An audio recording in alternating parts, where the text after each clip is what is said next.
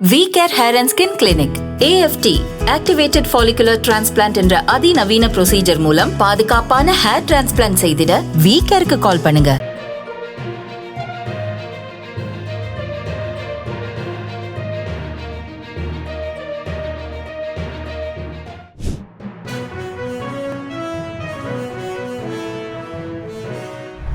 புதிய அமைச்சரவையில் இரு தமிழர்களுக்கு அமைச்சு பதவி. மஹிந்த எதிர்பார்த்து வடக்கு மக்களின் ஆதரவு கிடைத்துள்ளது. நாமல் தெரிவிப்போம். பிரிவினைவாத அரசியலுக்கு முற்றுப்புள்ளி. புதிய அமைச்சர்கள் முன்னிலையில் அனுரகுமார் திசாநாயக்க பெருமிதம். தேர்தல் முடிவுகளை ஏற்று முன்னோக்கி செல்வோம். டக்ளஸ் நம்பிக்கை. ஓரிரு நாட்களில் நாட்டை கட்டியெழுப்ப முடியாது. தேசிய மக்கள் சக்தி தெரிவிப்பு. நீண்ட தூர ஏவுகணைகளை யுக்ரைன் பயன்படுத்துவதற்கு ஜோ பைடன் அனுமதி. புதிய அரசாங்கத்தின் அமைச்சரவை அமைச்சர்கள் ஜனாதிபதி அனுரகுமார் திசாநாயக்க முன்னிலையில் இன்று முற்பகல் பதவி பிரமாணம் செய்து கொண்டனர். ஜனாதிபதி செயலகத்தில் நடைபெற்ற இந்த நிகழ்வில் 21 அமைச்சர்கள் பதவி பிரமாணம் செய்து கொண்டனர். இந்நிலையில் புதிய அமைச்சரவையில் இரு தமிழர்களும் பதவி பிரமாணம் செய்து கொண்டனர். ராமலிங்கம், சந்திரசேகர் மற்றும் சரோஜினி சாவித்ரி போல்ராஜ் ஆகியோரை இன்று பதவி பிரமாணம் செய்து கொண்ட தமிழ் அமைச்சர்களாவர். கடற்றொழில், நீரியல் வள மற்றும் கடல் வளங்கள் அமைச்சராக ராமலிங்கம் சந்திரசேகரும், மகளிர் மற்றும் சிறுவர் விவகார அமைச்சராக சரோஜினி சாவித்ரி போல்ராஜும் பதவி பிரமாணம் செய்து கொண்டனர். 30 வருடகால யுத்தத்தை முடிவுக்கு கொண்டு வந்து முன்னாள் ஜனாதிபதி மஹிந்த ராஜபக்சே எதிர்பார்த்த தென்னிலங்கை அரசியல் கட்சிகளுக்கான வடக்கு மக்களின் ஆதரவு கிடைக்கப்பெற்றுள்ளதாக ஸ்ரீலங்கா பொதுஜன பெரமுனவின் தேசிய அமைப்பாளர் நாமல் ராஜபக்சே தெரிவித்துள்ளார். அறிக்கையொன்றை வெளியிட்டுள்ள அவர் இந்த விடயத்தினை குறிப்பிட்டுள்ளார். குறித்த வெற்றியானது அரசியல் நோக்கத்தை அடைவதற்கான வாக்குறுதியா, இல்லையெனில் நேர்மையான செயல்முறையா என்பதை ஸ்ரீலங்கா பொதுஜன பெரமுன உன்னிப்பாக கவனிக்கும் என அவர் விடுத்துள்ள அறிக்கையில் சுட்டிக்காட்டப்பட்டுள்ளது. நாடு எதிர்நோக்கும் பொருளாதார சமூக நெருக்கடிகளை நிர்வகிப்பதற்கும் ஜனரஞ்சகமான ஆட்சிக்கும் தேசிய மக்கள் சக்தியின் இந்த வெற்றி பயன்படும் என தாம் நம்புவதாக நாமல் ராஜபக்சே தெரிவித்துள்ளார். 30 வருட யுத்தத்தை முடிவுக்கு கொண்டு வந்த கட்சி என்ற வகையில் ஒன்றிணைந்த நாட்டை மீண்டும் பிரிவினைவாதத்துக்கு இட்டு செல்லும் எந்த ஒரு நடவடிக்கையும் ஸ்ரீலங்கா பொதுஜன பெரமுன அனுமதிக்காது எனவும் குறிப்பிட்டுள்ளார்.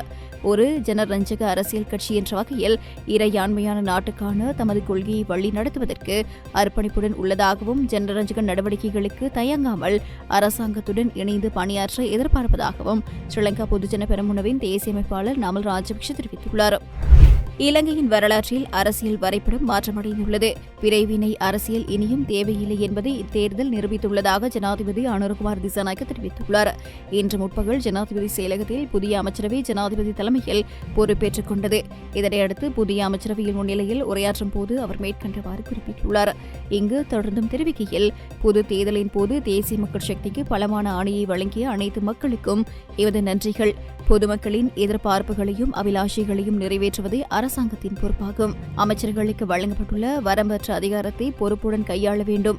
மக்களின் கடின உழைப்பு மற்றும் எதிர்பார்ப்புகள் அனைத்தையும் வெற்றியடைய செய்யும் வகையில் நல்லாட்சி இருக்க வேண்டும். நாட்டில் பல்வேறு சந்தர்ப்பங்களில் பெரும்பான்மை அதிகாரம் ஆட்சியாளர்களுக்கு கிடைத்தது. அதிகாரத்தின் ஊடாக மக்களின் தேவைகளை நிறைவேற்றுவதே அரசாங்கத்தின் நோக்கமாகும். மக்கள் வழங்கியுள்ள அதிகாரமானது பொறுப்பு வாய்ந்தது. மக்களுக்கும் பொறுப்பு உள்ளது. எந்த ஒரு அதிகாரம் வழங்கப்பட்டாலும் அதில் பொறுப்புடன் செயற்பட வேண்டியுள்ளது. வெற்றி பெரியது. அந்த வெற்றிக்காக நம் மீது சுமத்தப்பட்ட பொறுப்புகள் சமமானவை. பிரிவினை அரசியல் இனியும் தேவையில்லை என்பதை இத்தேர்தல் நிரூபித்துள்ளது.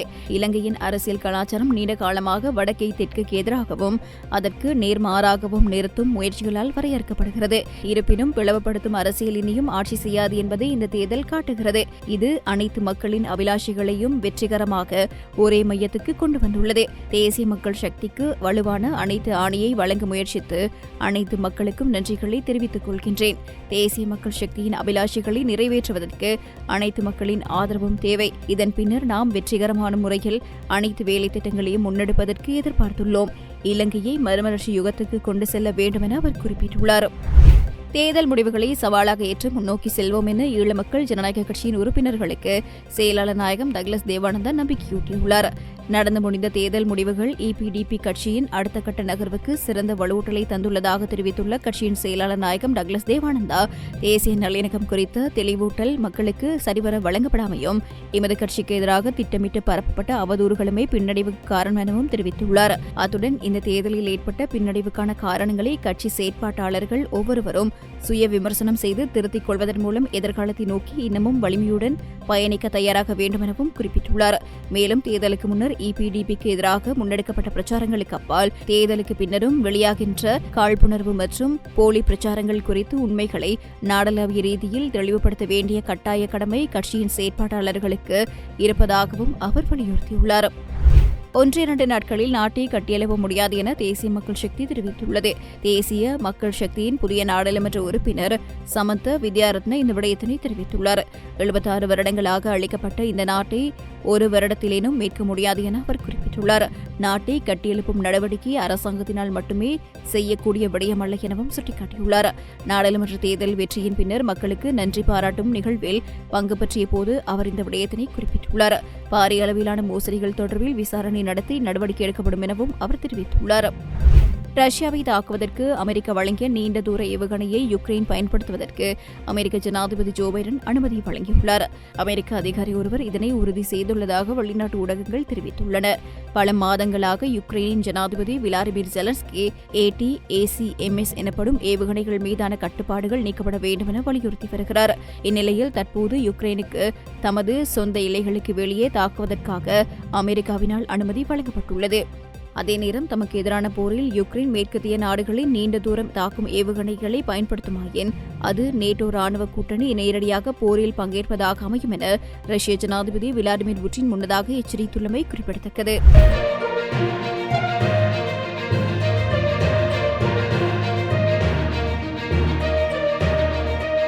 V-Care Hair and Skin Clinic AFT Activated Follicular Transplant என்ற அதிநவீன ப்ரொசீஜர் மூலம் பாதுகாப்பான ஹேர் டிரான்ஸ்பிளான்ட் செய்திட V-Careக்கு கால் பண்ணுங்க.